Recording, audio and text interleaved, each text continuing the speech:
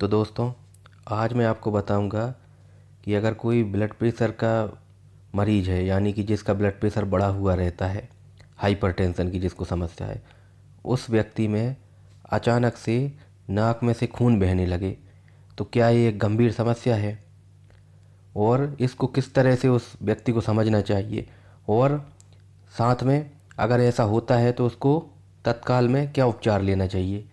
तो ये वीडियो में मैं आपको इस बारे में ही आपको बताऊंगा। साथ में ब्लड प्रेशर बढ़ने की वजह से शरीर के किन किन अंगों को नुकसान पहुंचता है, ये भी आज इस वीडियो में मैं आपको बताऊंगा। और साथ में कब हमें जो है सतर्क हो जाना चाहिए, कब हमारा ब्लड प्रेशर जब एक लिमिट से ज़्यादा हो जाए तो कब हमें सतर्क हो जाना चाहिए कि ये एक खतरे वाली स्थिति हो सकती है। तो उस खतरे को जान के हम कब हमें जो है वो अलर्ट हो जाना चाहिए, ये भी आज जो है इस वीडियो में आपको बताऊंगा। तो जैसा कि अभी स्क्रीन पे आप देख रहे हैं, हाई बीपी में नाक से खून बहना हो सकता है गंभीर समस्या। जी हाँ, बिल्कुल। नाक से अगर किसी व्यक्ति को खून बहने लगे तो ये सीधा सीधा लक्षण है कि उस व्यक्ति का जो है ब्लड प्रेशर बढ़ रहा है। और जब भी व्यक्ति का ब्लड प्रेशर बढ़ता है तो नाक से खून बहने की समस्या हो सकती है, यानी कि ये एक गंभीर लक्षण हो सकता है। अब देखिए, हाइपरटेंशन या हाई बीपी की बीमारी दिल को नुकसान पहुंचाने वाली स्थिति है, यानी कि इसमें हार्ट डिसीज़ होने की समस्या रहती है। क्योंकि जब अधिक प्रेशर से जब ब्लड बहता है तो ऐसी स्थिति में खून में थक्के बनने की समस्या हो सकती है, जिसको हम बोलते हैं थ्रोम्बोसिस। और इसकी वजह से ये जो थक्का है, ये जो हार्ट की बारीक बारीक ब्लड वेसल है उनमें अटक सकता है, और इसकी वजह से अटैक, जिसको हार्ट अटैक बोलते हैं हम, मायोकार्डियल इन्फार्क्शन, वो हो सकता है। साथ में अगर किसी व्यक्ति को लंबे समय से ब्लड प्रेशर की बीमारी है तो ऐसे व्यक्ति में भी लेफ़्ट वेंट्रिकल फेलियर, यानी लेफ़्ट वेंट्रिकुलर फेलियर की समस्या हो सकती है। यानी कि जो हमारा लेफ़्ट वेंट्रिकल होता है, जो कि जैसे कि राइट वेंट्रिकल, लेफ़्ट वेंट्रिकल, नीचे वाले दोनों चैम्बर्स को बोलते हैं, और ऊपर वाले जो दोनों चैम्बर्स होते हैं उनको राइट एट्रिया, लेफ़्ट एट्रिया बोलते हैं। तो जो लेफ़्ट वेंट्रिकल होता है, इसका काम होता है पूरे शरीर में ब्लड को पंप करना। तो अब अगर लंबे समय तक ब्लड प्रेशर की बीमारी रहेगी तो इसकी वजह से क्या हो जाएगा कि लेफ़्ट वेंट्रिकल डायलेट हो जाएगा और साथ में इफ़ेक्टिवली पंप नहीं कर पाएगा, यानी कि लेफ़्ट वेंट्रिकुलर फेलियर हो जाएगा। तो ये समस्या हो सकती है, यानी कि ऐसे व्यक्तियों को हार्ट डिसीज़ की संभावना बहुत ज़्यादा होती है। साथ में अभी स्लाइड पे आप देख रहे हैं कि इसके साथ ही किडनी और स्ट्रोक का रिस्क भी बढ़ जाता है, यानी किडनी से संबंधित बीमारी, जिसे हम बोलते हैं हाइपरटेंसिव नेफ्रोपैथी। तो ये भी हो सकता है हाइपरटेंसिव नेफ्रोपैथी। इसमें क्या होता है, किडनी डैमेज होती है और साथ में प्रोटीन यूरिया होने लगता है, यानी कि यूरिन में से प्रोटीन का लॉस होने लगता है।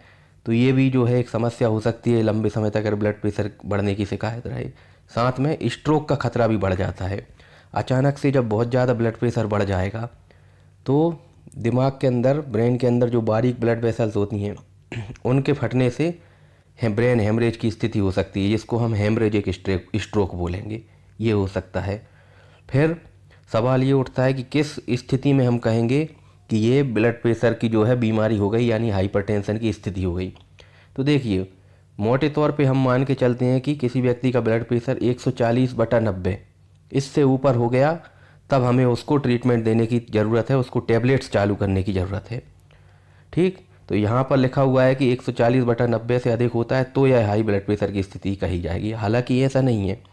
ये जो 140/90 से ऊपर होता है, यानी सिस्टोलिक ब्लड प्रेशर 140 से ऊपर हो और डायस्टोलिक ब्लड प्रेशर 90 से ऊपर हो, तो ऐसी स्थिति में जो हम बोलेंगे, इसको हम बोलेंगे स्टेज 2 हाइपरटेंशन।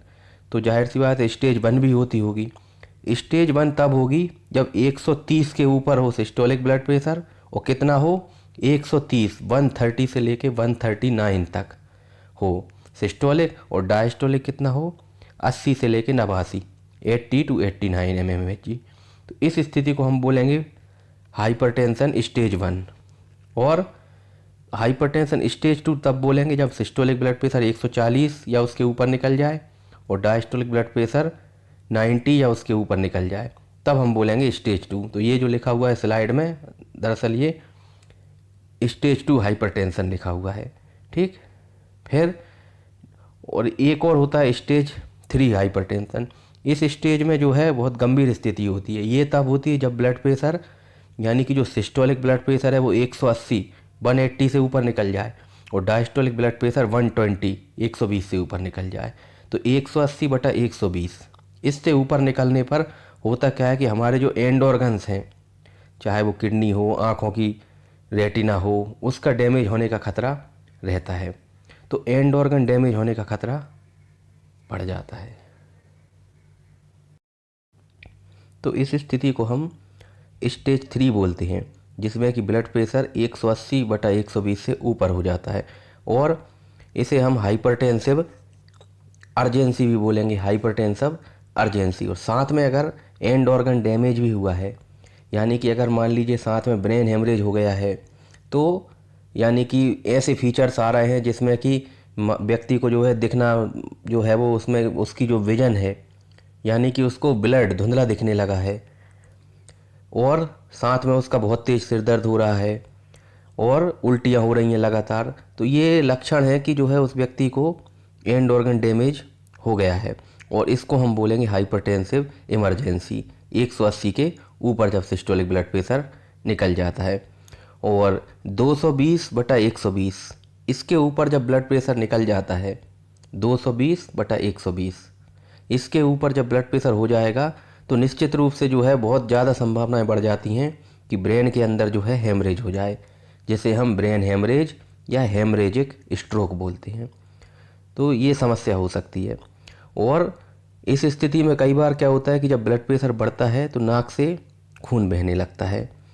और एक बात और देखी गई है, जैसा कि अभी आप स्लाइड में देख रहे हैं, कि हाई ब्लड प्रेशर के जो मरीज होते हैं हाइपरटेंशन के, उनमें अचानक से यानी कि असमय मृत्यु का खतरा बढ़ जाता है। और ऐसा इसी वजह से होता है, ऐसे व्यक्तियों में जो है ब्रेन हेमरेज की रिस्क बढ़ जाती है और अचानक से यानी कि और इस वजह से जो है अचानक से मृत्यु होने का खतरा काफ़ी बढ़ जाता है।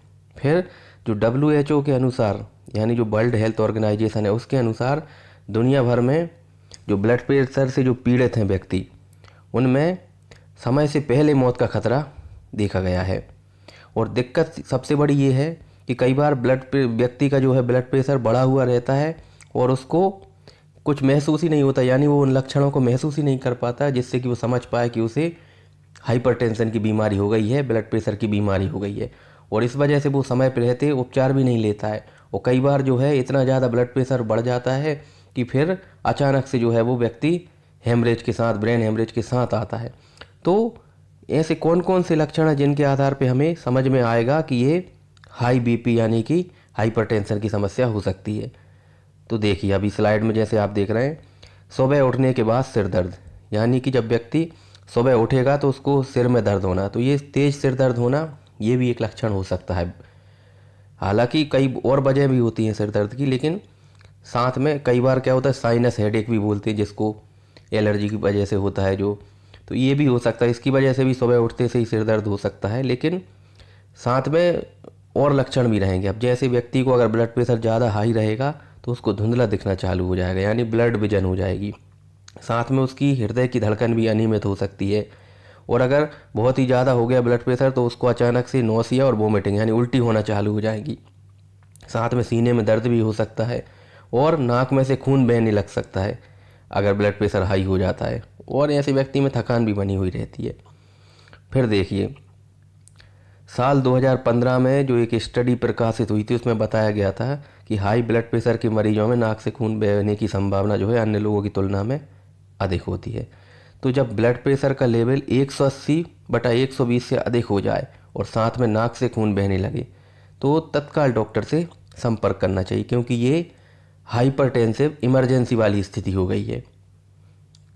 तो कुल मिलाकर हमने जो पढ़ा उसमें ये है कि ब्लड प्रेशर जब ज़्यादा हो जाता है एक लिमिट से तो हेमरेज की कंडीशन हो सकती है या फिर नाक में से ब्लीडिंग हो सकती है। तो ऐसे लक्षण आए तो इनको अवॉइड नहीं करना है और तत्काल जो है डॉक्टर की सहायता लेना है। तो दोस्तों आज की वीडियो में दी हुई जानकारी अगर आपको पसंद आई हो तो इस वीडियो को लाइक करें और चैनल को सब्सक्राइब करें। Thank you.